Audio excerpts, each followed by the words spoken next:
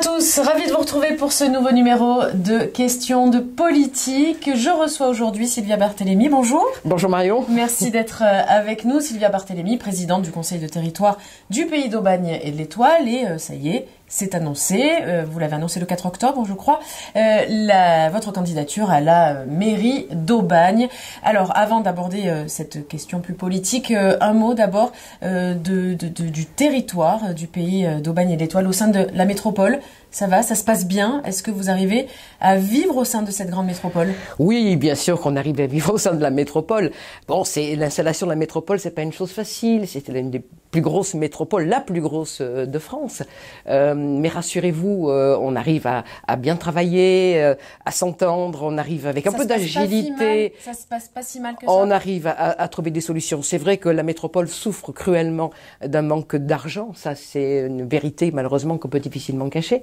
Et qui nous oblige à faire chacun des efforts pour lui permettre son existence. Mais tout ça va se mettre en place, je pense, petit à petit. Ça prend parfois des années. C'est une grande institution qui s'est installée. Et donc, il y a des adaptations. Il y a un peu d'acrobatie à faire parfois. Mais moi, je tiens beaucoup, bien sûr, à notre territoire et à nos territoires parce qu'ils sont importants au sein de la métropole. Il faut que la proximité, elle reste profondément enracinée dans nos démocraties. Et alors, ces conseils de territoire, on entend souvent, mais finalement, ça ne sert plus à rien. Vous n'êtes pas d'accord, je crois, avec ça? Je ne suis pas d'accord. Alors, c'est vrai que si on reprend les ordres du jour du Conseil de territoire, on a peu de rapports pour approbation, on a beaucoup de rapports pour avis ou simplement pour information. Mais ça reste pour moi essentiel pour l'expression de la démocratie, parce que vous avez des conseillers de territoire qui composent les élus de la majorité et de l'opposition de chacune des communes, et que c'est dans le Conseil de territoire qu'on peut vraiment avoir des débats sur des questions métropolitaines ou qui concernent le territoire, pour éviter d'ailleurs qu'il ne se passe au sein même du conseil métropolitain.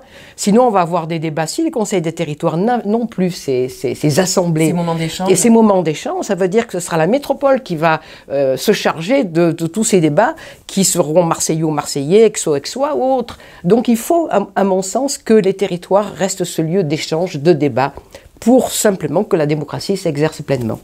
Alors, vous avez donc toute cette expérience en tant que présidente du Conseil de territoire. Vous avez travaillé auprès notamment donc des 12 maires du territoire et aussi auprès de Gérard Gazet. Vous avez d'ailleurs, en 2014, présenté une liste commune au second tour. On a fait fusion au second tour, vous avez fusionné, tout à fait. Et aujourd'hui, vous vous présentez à la mairie d'Aubagne.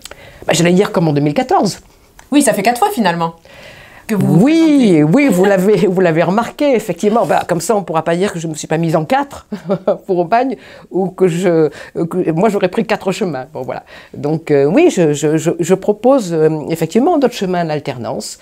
Je le fais sans déclaration de guerre, pas du tout. Je le fais très paisiblement, très sereinement. Parce que l'expérience et la façon dont j'ai pu m'occuper de toutes les communes de mon territoire m'amène à dire pourquoi pas proposer pour aussi vous, cette façon. C'est une suite logique, voilà. Et sans affront vis-à-vis de Gérard Gazet? Moi, je ne le prends pas comme un affront. Je pense qu'il est assez aussi démocrate pour comprendre qu'il y ait d'autres personnes que lui qui se proposent, parce qu'on aime la ville et qu'on est aubagnais, d'avoir une autre façon de gérer cette ville. Donc, moi, je propose ça aux aubagnais. Ils choisiront au mois de mars prochain. Mais vous avez quand même dit dans votre discours d'annonce de votre candidature que ça n'avait pas été forcément facile de travailler avec le maire d'Aubagne. Ça n'a pas été forcément... D'abord, ce que je voudrais dire, c'est que je me félicite d'avoir pu piloter, si je peux employer cette expression, un territoire sans majorité politique. C'est vrai que l'agglomération du Pays d'Aubagne, devenue territoire du Pays d'Aubagne, est composée de diverses communes qui n'ont pas du tout la même sensibilité. Et c'était peut-être réussir l'impossible que de travailler, comme on l'avait fait avec les maires, en cohésion, en parfaite cohésion. On s'est occupé. Quelle que soit la couleur politique du maire et de sa majorité, on s'est occupé des gens, on s'est occupé de l'intérêt général et on a pu fonctionner comme ça. Avec Gérard Gazet, c'est vrai que la question a été un peu plus compliquée, notamment sur des grands projets d'équipement. Le Valtram, par exemple? Notamment le Valtram. Combien vous lui en voulez de ne pas vous avoir Je n'ai pas à en vouloir, je le regrette pour les Aubagniers et pour les autres habitants du territoire. C'est bien plus qu'un moyen de transport. Bien sûr, c'est un moyen de transport qui va être la colonne vertébrale de notre territoire, puisqu'il va relier Aubagne jusqu'à la Bouilladise. Mais c'est aussi un projet d'aménagement. Et pour Aubagne, c'est un projet qui est très porteur, puisqu'il y a des stations qui vont faciliter les déplacements d'Aubagne, 5 sur Aubagne, et surtout une attractivité pour le centre-ville et pour les commerces du centre-ville formidable. Et c'est un projet qui est attendu aussi par les Aubagnais. Et j'avais fait un sondage, 84% des Aubagnais étaient favorables, parce qu'ils se rendent compte que la ville, et notamment le commerce, a besoin d'attractivité. Il y a 60% de notre population qui habite au nord d'Aubagne. Donc, faciliter ce déplacement jusqu'au centre-ville d'Aubagne, c'était pour les Aubagnais quelque chose de très porteur. Donc c'est vrai que j'ai profondément regretté qu'il ne se rallie pas à notre combat. C'est pas un combat, c'est les maires du territoire et moi-même qui l'avons porté. Lui était en retrait, et il n'a pas voté la motion qu'on a présentée au Conseil de territoire pour montrer qu'on y était très attaché. Et je pense que ça a contribué effectivement à ce que ce projet soit mis en retrait à un moment donné par la métropole, voire abandonné. Donc justement, j'en profite. Où est-ce qu'on en est sur ce projet? Alors, la présidente Martine Vassal est venue il y a quelques mois dire qu'elle le soutient, ce projet. Elle le soutient dès le début. Elle l'a soutenu. Elle était venue d'ailleurs faire avec nous un déplacement sur l'ancienne voie de Valdonne, parce que c'était une voie ferrée qui existait déjà. Et elle a toujours dit, moi, si la métropole le fait, en tant que présidente du département, j'aide. Le problème, c'est que la métropole ne l'a pas fait pour des raisons que je vous ai en tout cas en partie expliqué. Oui, mais quand il n'y a pas de soutien du maire, je veux dire, ça aide pas. Et elle est venue dire, moi, ce projet, je continue à y croire et je veux le soutenir. Donc, je sais qu'actuellement, la métropole continue à travailler sur des études qui doivent être réalisées et qu'on nous promet la réalisation du Valtram fin 2023. Début 2024. Voilà où nous en sommes. Donc j'y crois. J'y crois. Mais je serai complètement rassurée quand on donnera le premier coup de pioche, si je peux parler de coup de pioche concernant un tramway. Juste avant de terminer rapidement, la gratuité des transports aussi, c'est un peu votre fer de lance quand même. En tant que, si vous êtes élu, vous continuerez à le défendre, à défendre cette gratuité?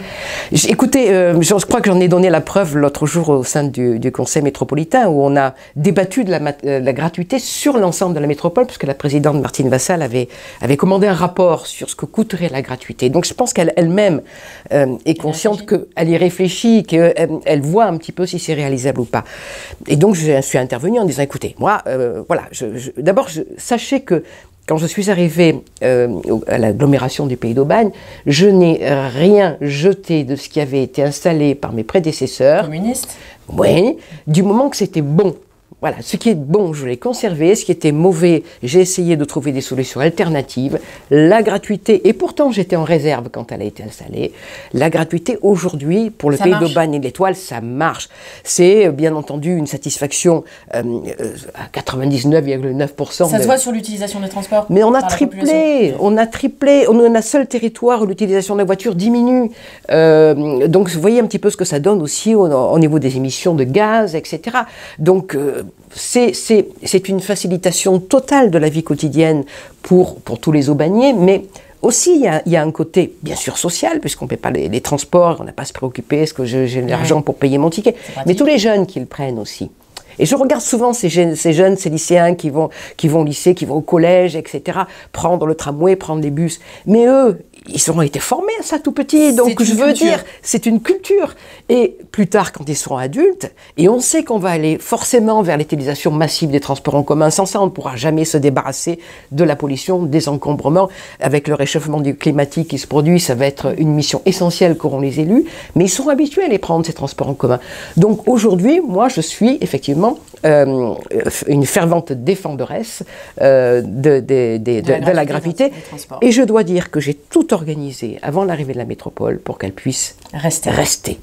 J'ai peut-être pas donné naissance à la gratuité, mais je l'ai aidée à survivre et à vivre en 2016. Merci de nous avoir suivis. On se retrouve la semaine prochaine pour un nouveau question de politique. Salut.